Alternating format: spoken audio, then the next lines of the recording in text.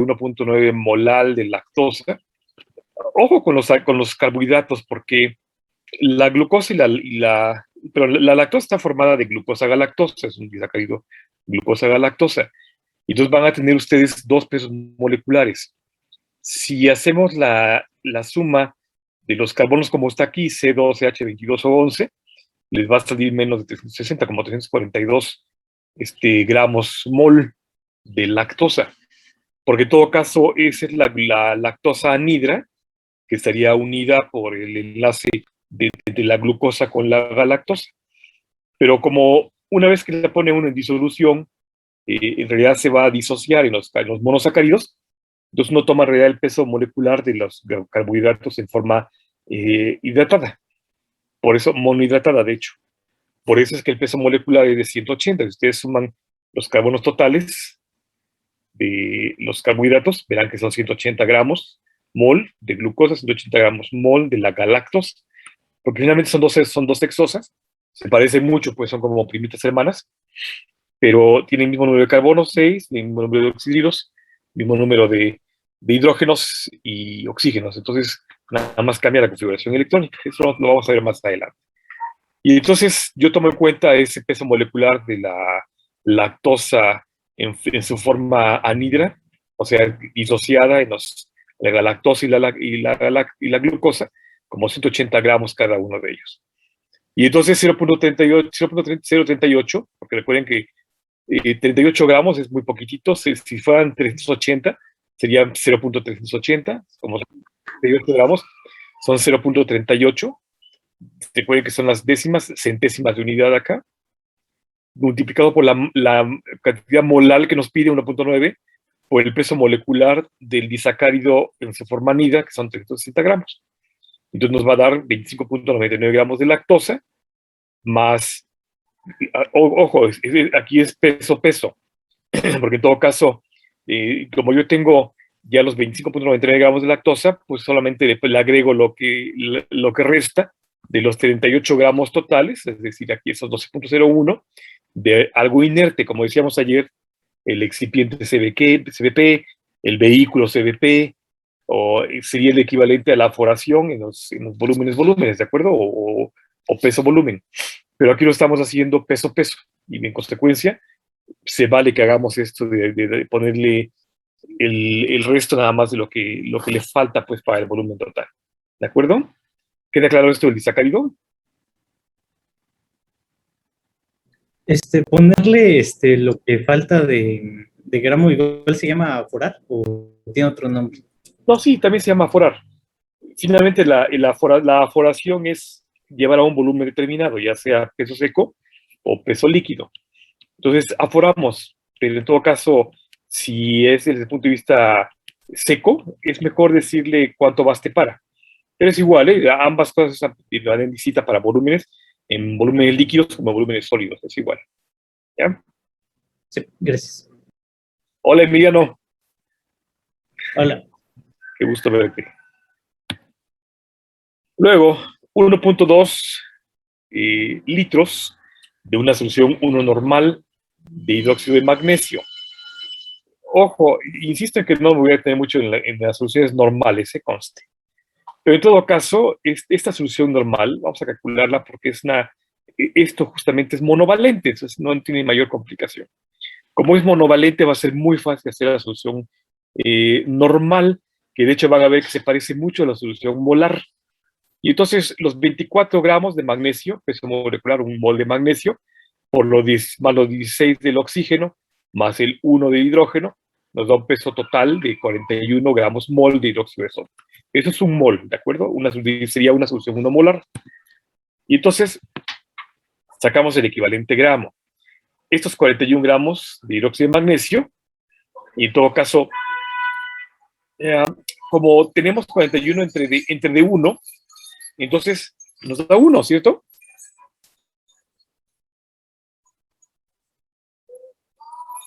¿Sí, chicos, o no? ¿Estoy viendo correcto o no? Sí. Déjame sacar mi calculadora.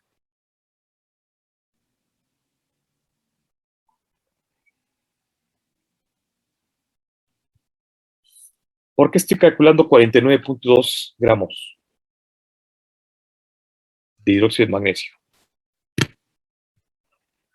¿Quién quiere ganarse un punto del examen?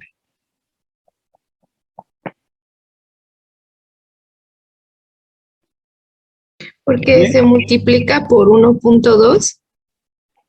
Ajá. ¿Por qué por 1.2, Norma? Apenas se vio pujar más, Norma, te adelantaste. ¿Mande? Apenas iba a empezar la puja. ¿Quién quiere más? Que iba yo a ofertar más puntos. A ver, por 2 puntos, Normita. ¿Por qué por 1.2? Esta solución 1 normal es muy sencilla, porque tenemos frente a nosotros a un elemento químico monovalente, el magnesio, que entonces está uniendo 1 a 1 con el cloro. Igual sería con el sodio, con el cloro, ¿de acuerdo? Los monovalentes es muy fácil, los divalentes es todavía más fácil, ¿de acuerdo? Pero entonces, si es monovalente, ¿por qué, Normita? ¿Por qué multiplico por 1.2? A ver, esos 2 puntos de examen ya de gratis para ti, ¿por qué?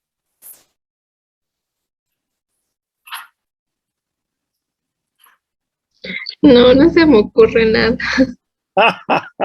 Entonces, ¿por qué dice que Profe, por 2? Oh, Porque ¿puedo contestar? sí, por favor, José, a ver. Es que sería por el número de equivalentes totales. Es decir, como es monovalente, sería pues por 1. Es decir, ese 1 sería el tanto de gramos. Y es el número de gramos por los litros. Así habla la fórmula. Pero más que estás en un 80% de lo correcto. ¿Dónde está tu error? Analiza tus palabras. Yo tengo 41 gramos mol, que sería un mol de hidróxido de magnesio, monovalente. Y entonces, ¿por qué multiplico por 1? ¿Por qué dices que multiplico por 1? por la regla del 3. No tanto, Dormita. A ver, tú, Dormita, te doy el punto que habías ganado ya. Para el segundo punto, el otro punto para José Ángel. José, fuiste, ¿verdad? Sí, sí, doctor. Ya se dividieron los dos puntos, 1 y 1. Ahora, un punto más, pues, a ver, complétenlo. ¿Por qué es el asunto de multiplicar por 1?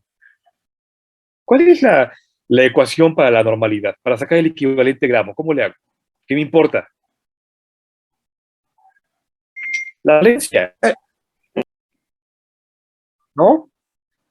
Si es monovalente, el peso molecular gramo lo divide entre la valencia. Es decir, 41 entre de 1. ¿A cuánto toca? A 41. Y entonces ahora hago lo mismo que para la solución molar. Así de simple. 1.2 expresado en litros por 41, que es ya el peso molecular equivalente. Si fuera divalente, sería 41 entre 2. Por la normalidad, que es 1. Y por tanto, hagan la ecuación. 1.2 por 1 por 41 les va a dar 49.2 gramos de hidróxido de magnesio y afuéramos a 1.2 litros. Ojo, insisto en que no es la forma correcta. Ya vieron ustedes que la normalidad es mucho más compleja que esto. Pero bueno, es un ejemplo muy sencillo, muy didáctico de sacar una asociación normal, que además es monovalente. Si fuese divalente como hidróxido de calcio, por ejemplo, Ca2OH, sería entre D2, peso molecular del calcio más el oxígeno más el hidrógeno entre D2. Entonces sería igual lo mismo, hacer la misma ecuación. Insisto, no es la forma correcta porque habría que tomar no solamente el número de oxidación, sino la pureza, la densidad del medio, cómo se está asociando con el medio y otras muchas cosas que nos hacen más complejo el asunto, ¿no? Pero bueno, esta es de las menos aproximadas, una de las formas de sacar la ecuación, ¿de acuerdo? ¿Sí quedó claro, chicos? Para la normalidad. Sí. Sí. Fue un ejercicio ocioso, pero interesante nada más para que vean una ecuación de normalidad, ¿de acuerdo? Bueno, pues dejamos hasta aquí ya las soluciones para que los deje descansar de eso y verán que no es complicado. Repasen, por favor, cómo se prepara la molar, la porcentual, que sean las importantes, porque las no valoradas pues, no tienen mayor problema. Simplemente recuerden que hay 4, la diluida, concentrada, saturada y sobresaturada, ¿de acuerdo? En cambio, de las valoradas nos importaban solamente las tres primeras, la normal, la molar y la porcentual. La normal prácticamente no la vamos a tocar, prácticamente a menos que sea necesario. Si yo sé que va a haber departamental, nos enfocaremos más en esas cosas de anormalidad, pero si no, hasta aquí lo dejamos, ¿de acuerdo? El siguiente subtema nos pide analizar la diferencia entre osmolaridad. En todo caso, ver la hiper, hipo y la tonicidad, ¿de acuerdo? Y aquí vamos a empezar con un asunto interesante, porque ya vimos al átomo, conocimos que el átomo migra y se convierte en ion, luego vimos que ese ion tiene propiedades especiales de atracción y de repulsión, de migración específica hacia un punto determinado, y ahora vamos a ver este mismo comportamiento del ion, pero como una molécula estática que jala o expulsa a otros átomos, ¿de acuerdo? Y eso justamente ahora se va a llamar el osmol.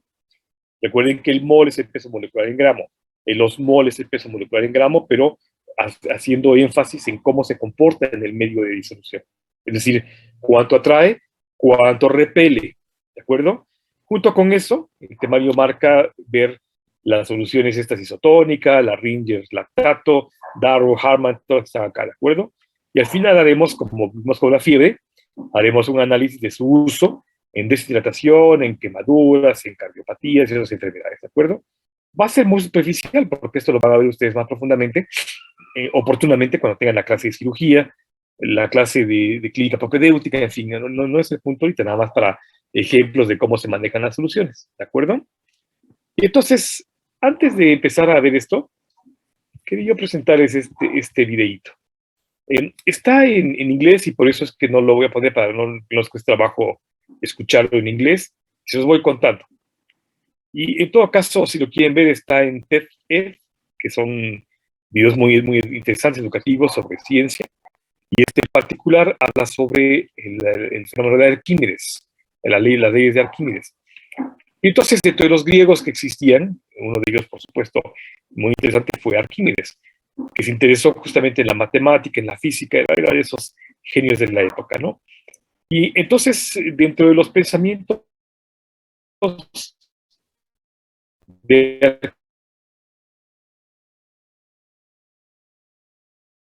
Arquímedes, vivió amigo de Arquímedes, que está a la izquierda, había analizado la composición de el rey del momento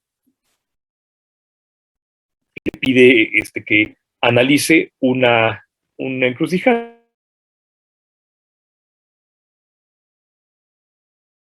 porque le había pedido que le hiciera una corona con X volumen de monedas. Y entonces esa corona debía ser de oro, monedas de oro que se iban a fundir para hacer la corona. Y así lo hace el orfebre, ¿de acuerdo? Es decir, aquí le pide a Arquímedes que analice si verdaderamente hizo la corona con el oro que le dio, porque sospechaba que le estaba viendo la cara. Ay, perdón. Le di clic que no debía. Y entonces, déjeme adelantar un poquito. Como le pide a Arquímedes que descifre si verdaderamente la corona está hecha con el oro que le dio o le está viendo la cara, Arquímedes se supone que entra en un pensamiento de saber, ¿cómo le hago para resolver lo que pide su majestad? ¿No? Sospechaba, les digo, que estaba viendo la cara del orfebre. Y entonces, dentro de todo lo que estuvo pensando Arquímedes, ¿cómo lo hacía? ¿No? Era muy fácil medir el volumen, el peso, pero siendo una corona que tenía formas caprichosas, era muy complicado. Según cuenta la leyenda, porque es una historia, un día tomando un baño, Arquímedes se da cuenta que cuando se sumerge, vean eso, el volumen que desplazó de la bañera es equivalente al volumen de su cuerpo. Ese famosísimo Eureka, el que todos nos han hablado en la escuela, ¿no? Que dice la leyenda que salió corriendo encuerado de su bañera, feliz porque había descifrado cómo hacerlo, ¿no? Ahorita les cuento la otra historia. Y entonces era muy fácil, digo, pensar en que podía medir el volumen, la densidad de la corona, comparable con el volumen y la densidad del oro que le había dado al orfebre. Pero en todo caso, esa densidad, que debía ser igual, tanto en la corona como en las monedas, se complicaba por la forma caprichosa de la corona. No era un objeto tan sólido, tan estable. Entonces no era fácil poderlo medir, sobre todo los volúmenes de distribución. Y entonces eso complicaba mucho eso. Entonces, ¿cómo lo hacía para calcular el volumen y la densidad si no era fácil medirla? Tenía recovecos y diferentes estructuras que complicaban mucho medirla. Entonces le ocurrió eso justamente de la bañera. Si él sumergía la corona en la bañera, el volumen que desplazaba la corona debía ser el equivalente al peso. Entonces así podía él estipular si era equivalente o no a la cantidad de monedas. Se dice que cuando hizo este análisis, le demostró al emperador, al rey, que el volumen de la corona era mucho mayor que el de las monedas, por tanto tenía algún metal que no era oro y que pesaba más. Y entonces así demostró que le estaban viendo la cara al rey, le estaban robando oro y le estaban poniendo otro metal que no era oro, ¿de acuerdo? Eso entonces, así es como surge justamente la idea del Eureka y el principio de Arquímedes, ¿de acuerdo? Digo, es una leyenda porque el siguiente video está interesante, que habla del principio de Arquímedes, porque justamente plantea que no necesariamente fue así. Esto es parte del corolario cultural de la mañana, pero que es interesante. Ese sí está en español, entonces se los dejo para que lo vean.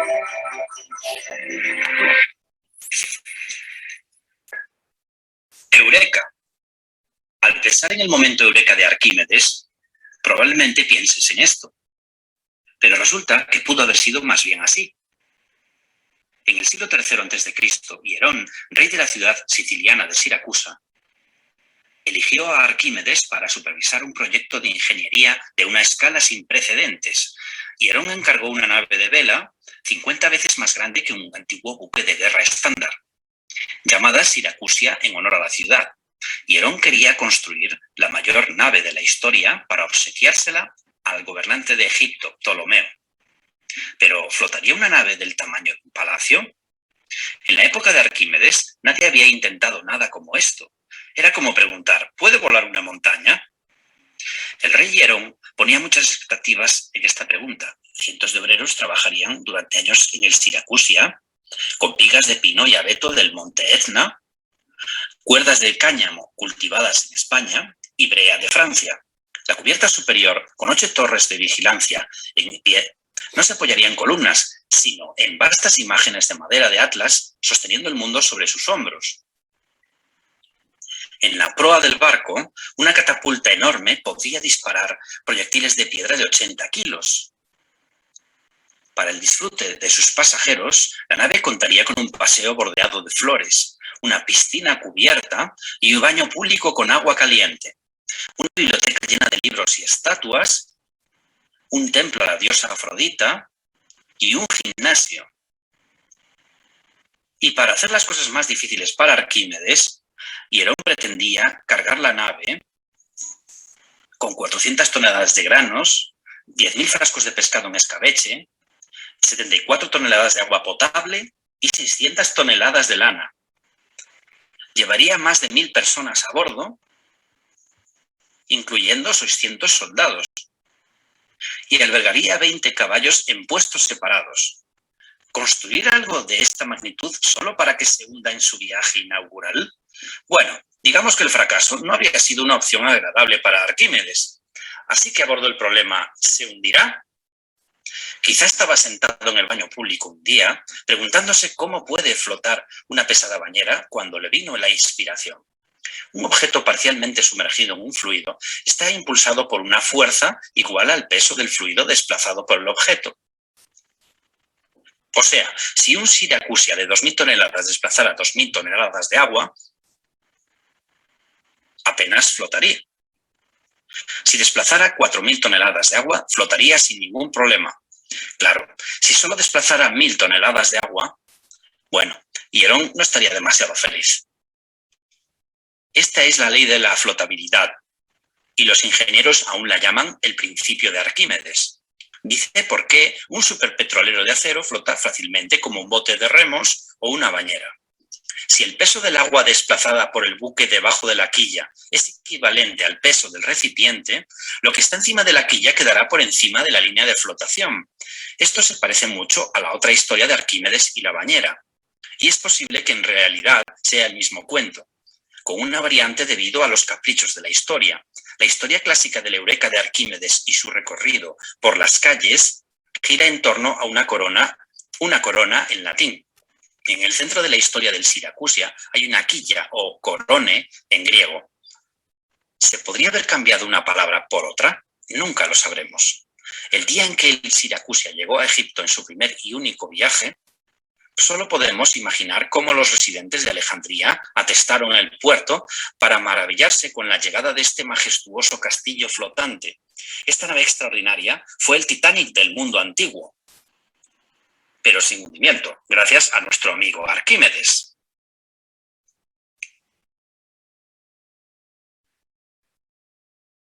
Bueno, es probable que lo de la corona sí sea cierto.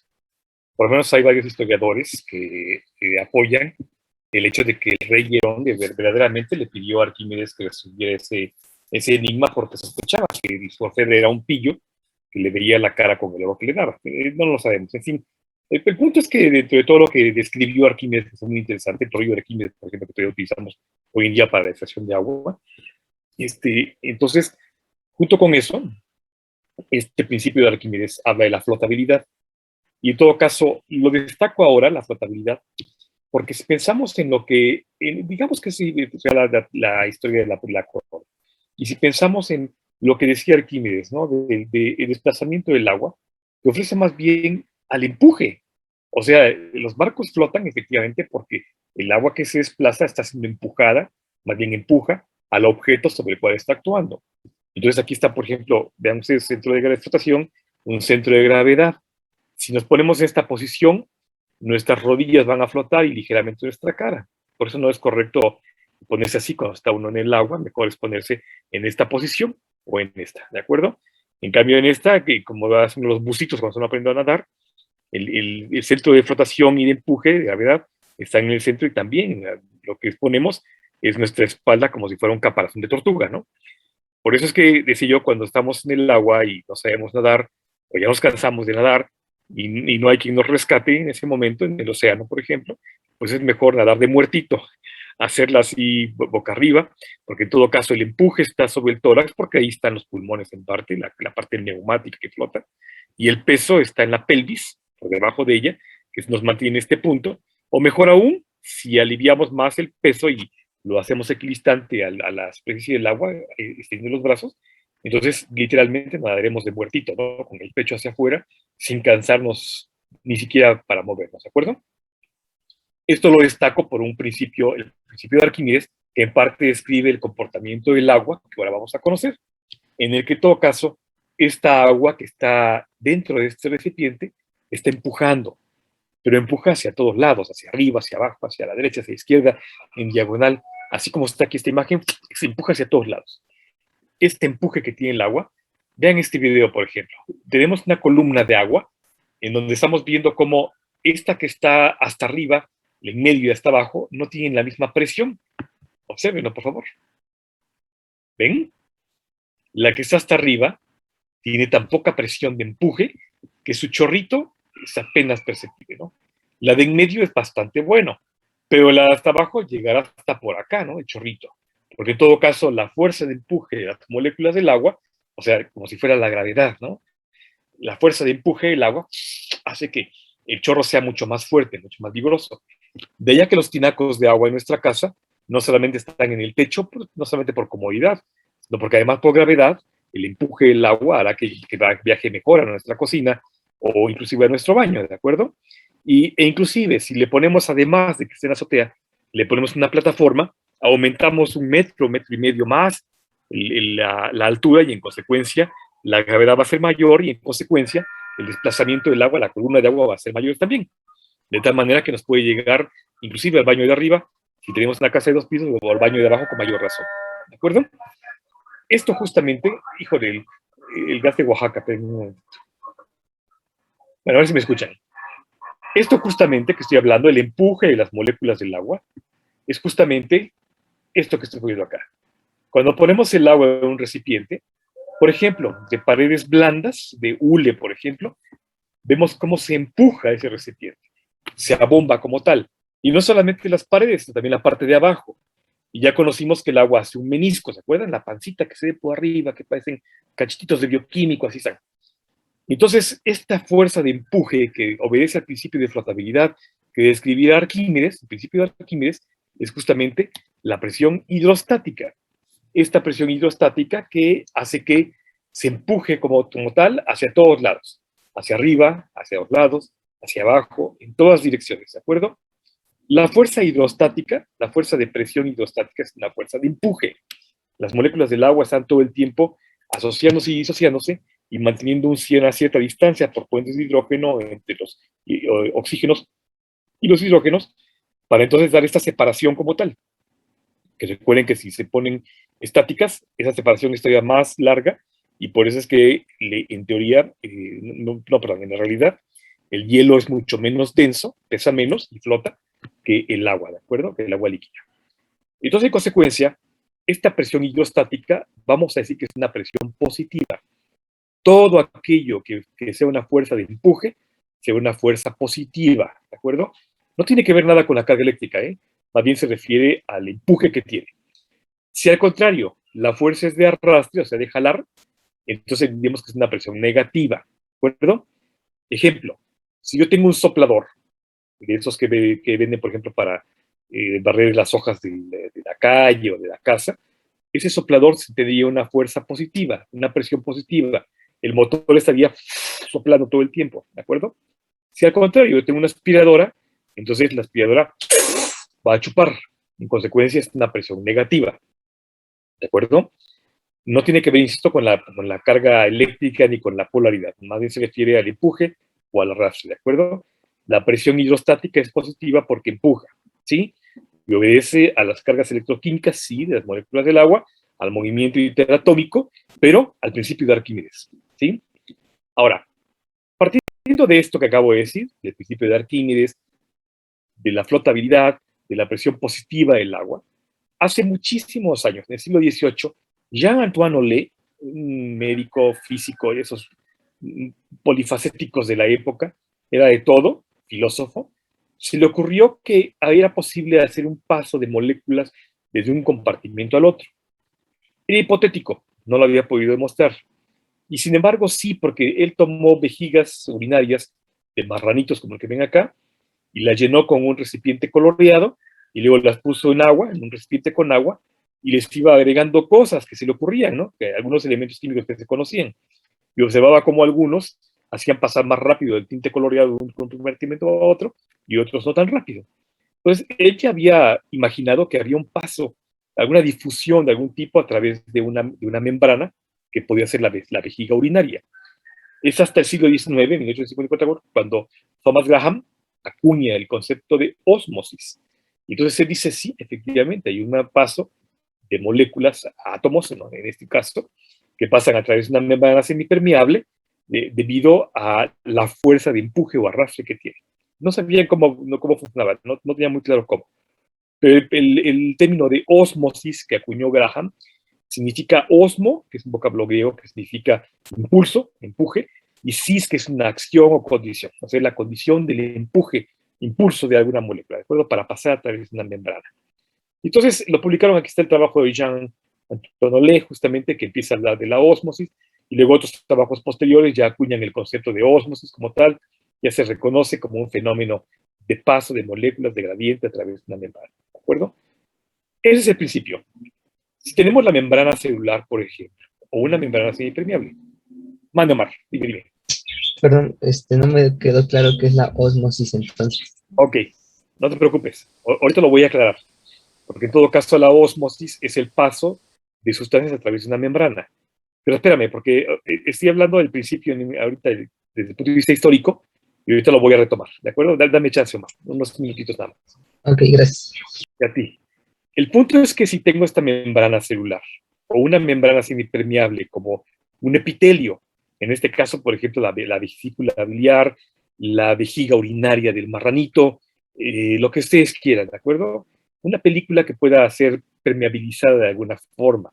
No tan permeable que deje pasar cosas grandes. Tendría que tener poros muy pequeñitos como la membrana celular, así como la vende compacta. La membrana tiene poros, porque recuerden que los fosfolípidos no están fusionados uno con otro, sino que apenas están tolerando, ¿no? Así de que, ay, no me toques, ¿no? Te me acerques, y el de abajo, ay, no me toques tampoco con tus patas apestosas. Entonces, mantienen cierta cohesión, cierta adhesión, pero muy tolerable apenas, ¿no? De tal manera que dejan espacios libres intermoleculares acá, en los que se puede difundir fácilmente pequeñas moléculas. Por ejemplo, el agua difunde libremente, ¿de acuerdo? El agua es tan pequeñita, aquí está exagerado, ¿no? Muy exagerado para que la vean. Pero el agua es tan pequeña, estos 3 átomos de agua son tan pequeños comparado con la cabezota del ácido fosfórico o del glicerol, del fosfolípido, son tan pequeños que pasan libremente a través de esos espacios, ¿de acuerdo? En buena parte, porque la delta negativa del agua se ve atraída por la delta positiva polar del fosfolípido. Y una vez adentro, en el espacio apolar, la delta negativa es expulsada porque en todo caso es reconocida por la delta positiva y luego puede pasar a través de la membrana por difusión simple, ¿de acuerdo? El agua lo podría hacer. Espérenme. ¿Por qué lo hace? Por la presión hidrostática. Porque las amigas de la izquierda están empujándose entre sí y están haciendo que pasen al interior de la célula. Y dentro de la célula el espacio es tan pequeñito que están empujando a las amigas para que se vuelvan a salir de la célula, ¿de acuerdo? Entonces, es un flujo continuo de moléculas muy pequeñas como el agua. Ahora, así fluyen efectivamente muchas cosas a través de nuestras membranas. De hecho, de los epitelios, por ejemplo, los vasos sanguíneos, ¿de acuerdo? Nuestros tejidos. Pero entonces, si fluyen así, no solamente el agua, también podrían fluir pequeños iones, por ejemplo, el sodio, ¿de acuerdo? El cloro, el potasio, el magnesio, el manganeso, en fin, algunos iones pueden hacerlo libremente, aunque generalmente utilizan transportadores. El transporte iónico es más efectivo a través de una bomba, pequeñas proteínas que, como estos iones, que pueden impulsarlos a los lados, ¿de acuerdo? Sin embargo, no podemos llegar libre. El punto es que la dirección es bidireccional. Tanto el espacio interior como el exterior y viceversa. O sea, tenemos un flujo continuo, ¿no? Entre los lados del agua, entre la basura del agua. Inclusive en el mismo punto de la salida del agua, ¿de acuerdo? Es una circulación continua del agua, pero en cambio de las condiciones del agua. Aquí se habla de la solamente estamos hablando del empuje del agua, una fuerza positiva y hidrostática. Ahora, así como todos los epitelios, también abordan esta intercambio bidireccional del agua y los neurones de la célula. Entonces, esta expresión hidrostática capilar, por ejemplo, estaría empujando el agua a los tejidos. Y en consecuencia, no solamente es el agua, sino simple iones también, y algunas proteínas de acuerdo, que podrían atravesar libremente como tal, desde el vaso vascular, la sangre, hacia el vaso muscular, que son los tejidos, y fundamentalmente es el agua. De hecho, el agua, cuando se ioniza con los elementos, las están más libres, porque los disocian. Se puede poner el sodio en una vía abierta, el sodio la sal de mesa común, entonces se convierte en sodio, y eso lo hace más simple todavía. En fin. Ahora, partiendo de este punto, de la fuerza de empuje, fuerza positiva, de la presión del agua, la hidrostática tal, puede ser este modelo. Hay agua membrana, una membrana permeable, no necesariamente una membrana permeable. No se van a conocer cuando yo les lleva la intervención bioquímica. Cambiamos un pollo o mucho que es muy bonito. Aunque esa agua de vejiga puede ser de algún tipo. En fin, una membrana permeable. Y entonces vemos cómo el agua de atravesar. Y algunos iones lo hacen, no sé, que transporte, como dije, ¿no? Pero el punto es que el impacto que tiene la presión hidrostática está empujando el agua todo el tiempo. Esa todo el tiempo empujando así.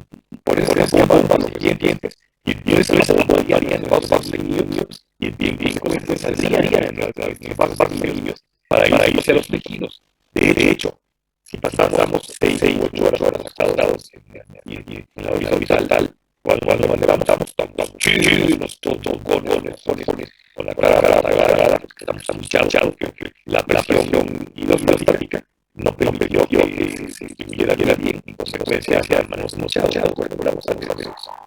eso es normal. Pero entonces, si la fuerza de hidrostática pasa todo el tiempo empujando, ¿por qué no como globo? Habría una fuerza que también un poco restringiendo esa agua hacia el plasma. Pero debería la fuerza y la fuerza de empuje con la corazón. Esa fuerza lo tiempo veando. Es que puedo pasar para la fuerza de bomba.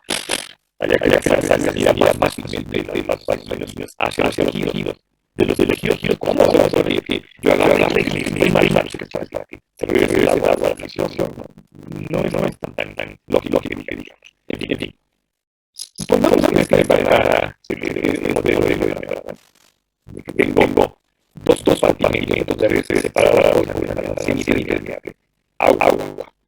La fuerza de G del volumen A contra el volumen B va a ser igual.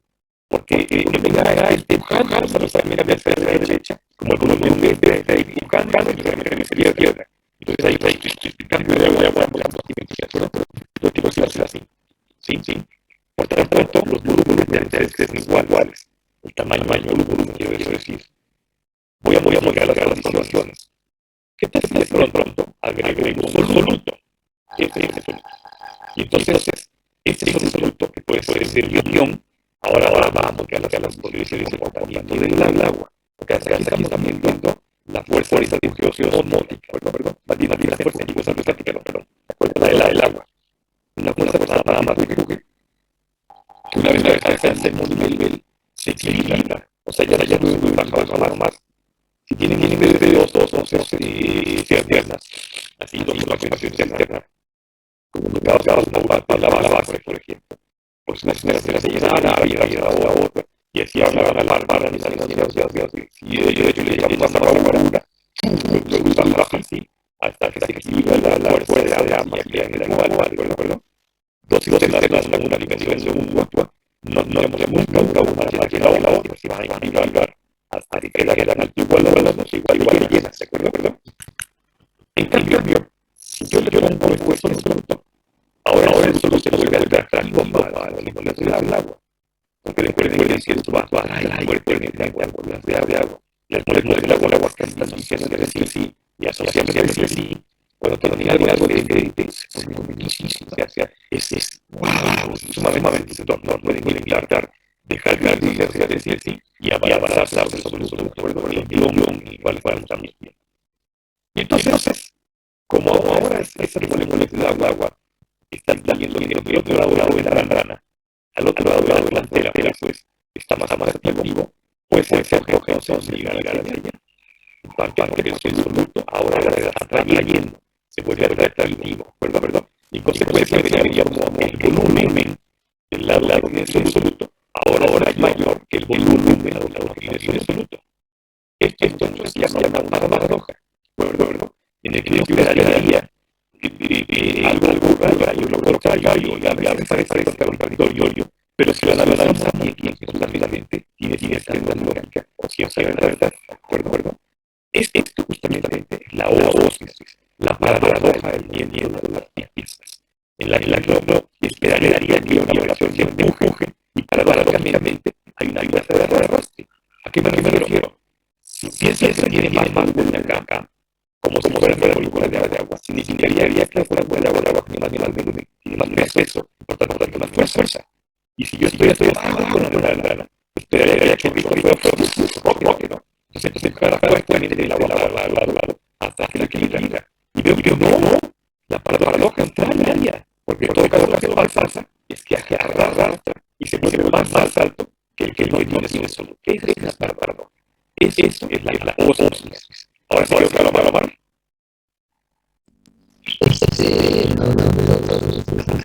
Ahorita lo levantamos, ahorita lo tomamos. Anima. No. Bueno. Ahí está la ósmosis como tal. Voy a darle a las rojas. Ya les dije, es una declaración, proposición, sanción, que parece ilógica, contradictoria, pero de otras consecuencias de análisis estamos como que si tiene la lógica o es verdadera o algo que hay algo de verdad. Han oído esas frases muy difíciles, no hay mal, que por bien es una paradoja mismo, no te va a ver bien mal. O sea, ¿quién decía una mal para bien, una paradoja, ¿verdad? Yo diría que te vaya bien para bien, pero alguien dice mal, por bien, que es verdad, que es de una manipulación, de una aflicción, pues bueno, es de enseñanza, algo bueno, pues es algo bueno de la sanidad de la vida, ¿verdad? Es una paradoja, en todo caso, el mal por el bien. ¿Qué tal es esto? sale caro. Si es barato, que sale caro. Vean este ejemplo. No quise pagar los pesos el verdadero. Y yo le ofrecí 200 pesos por la copia y me salió carísimo. No voy a acabar, va a ser más caro cargarme eso. Y pues yo le voy a poner nada. Le voy a tener que pagar con plástico, la tengo que no me compro.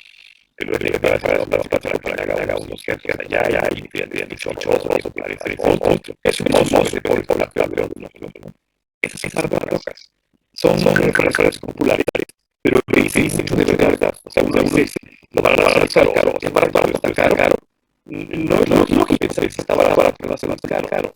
Pero ya analiza uno, lo empieza a pensar más positivamente y mucha verdad, de acuerdo, pero mucha lógica, aunque no parece lógico. La palabra de la osmosis es que uno esperaría que al tener más volumen, más cosas de volumen, la fuerza de empuje obedeciendo a las fuerzas de gravedad, la fuerza ideológica de empuje. La palabra es que jala. Por tanto, mayor peso, mayor valoración, uno esperaría mayor peso, mayor empuje. La palabra es significaría. Yo peso, por ejemplo, 107 kilos. Eso pesa de valoración más o menos. 100 kilos de logro amor. Imagínate que 107 kilos míos. De pronto yo me paro en una venta de hule. Lo lógico es que esa venta no, que al parar de ella queda así como si fuera un disco, ¿cierto? La ancho, pues. La paradoja es que una meta. La meta estira porque toca la palabra a mí. Esa es una paradoja, ¿verdad? Si estuviera las fuerzas de atracción hacia los elementos de los plazos y en lugar de empujar y peso, la fuerza de eso que le valía una fuerza negativa, de arrastre, entonces yo le valía la llave más marcada, ¿verdad? Ese es una paradoja, no clarificaría. Porque en todo caso, del lado hay más peso, porque es agua absoluto. Si hacemos la molaridad del agua más absoluto, tiene más molaridad. Agreguen el sodio, tiene 3 gramos más, ¿de acuerdo? Más oxígeno, más hidrógeno del agua. O sea, tiene mucho más peso que simplemente el sodio de compartimento monetario. La palabra que está más peso, en lugar de empuje, lo jala, ¿de acuerdo? Pero por lo que obedece a la fuerza de atracción depende de la valencia, o sea, de la carga negativa o positiva del producto, ¿de acuerdo? Ahora sí, mal. Así es, lo último, que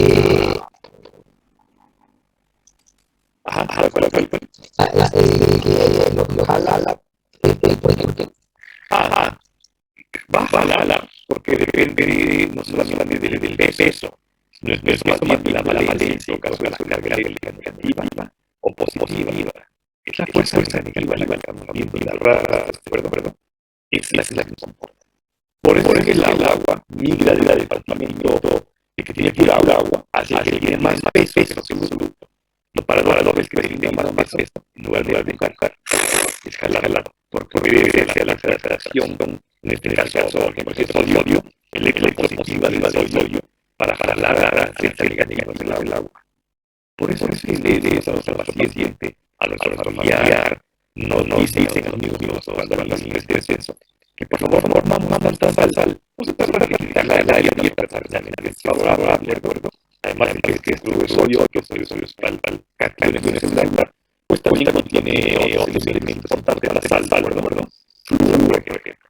Entonces no hay que hablarla.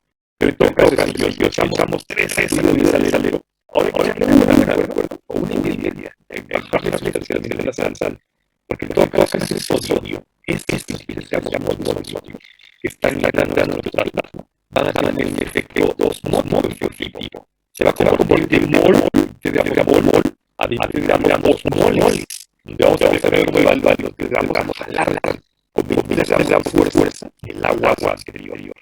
Y si lo tenemos en la plasma, entonces voy a jalar agua de los líquidos.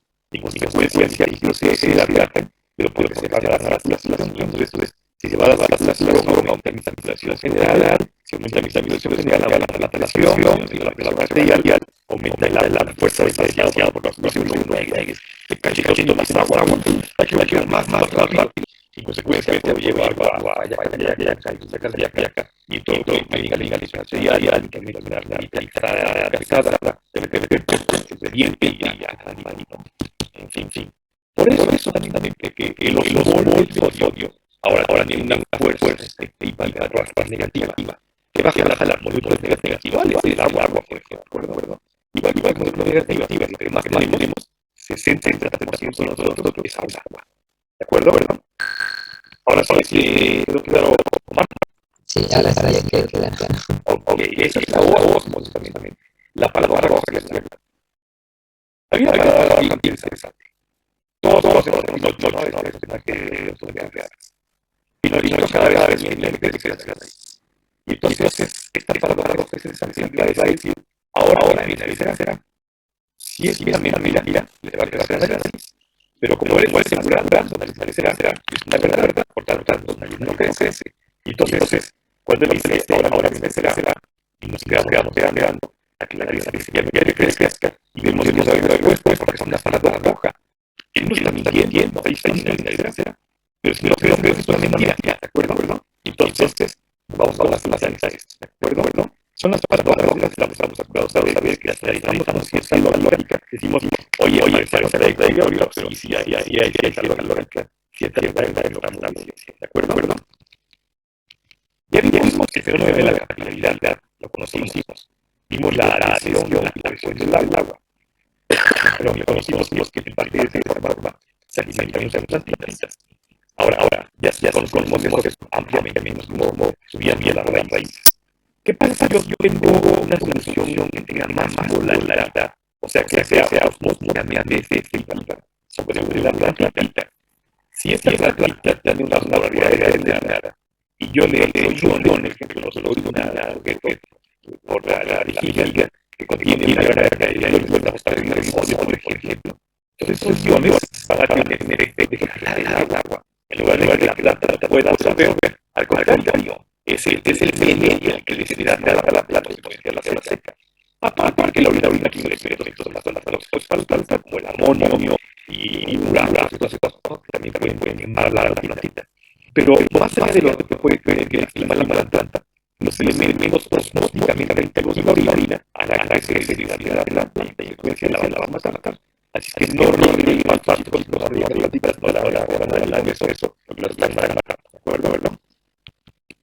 Mañana vamos a ver lo de los mónicos, vamos a ver un ejercicio más para ir más claro, pero hay que decir nada más el agua, el aparato, el aumento de transporte de agua, que no esperaría que haya presión como de empuje, aquí haya presión, es de rápido, ¿de acuerdo? Y la agua, si se va a convertir con la presión isostática.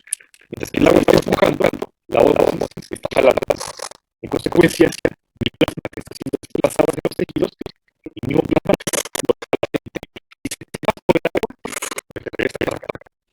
y los tejidos igual empujan hacia el plasma y alguna molécula jalan hacia ellos, ¿de acuerdo? Y de esa forma se mantiene equilibrio osmóticamente que mantiene la constante de los iones que están en nuestro plasma, ¿de acuerdo? Duración 2.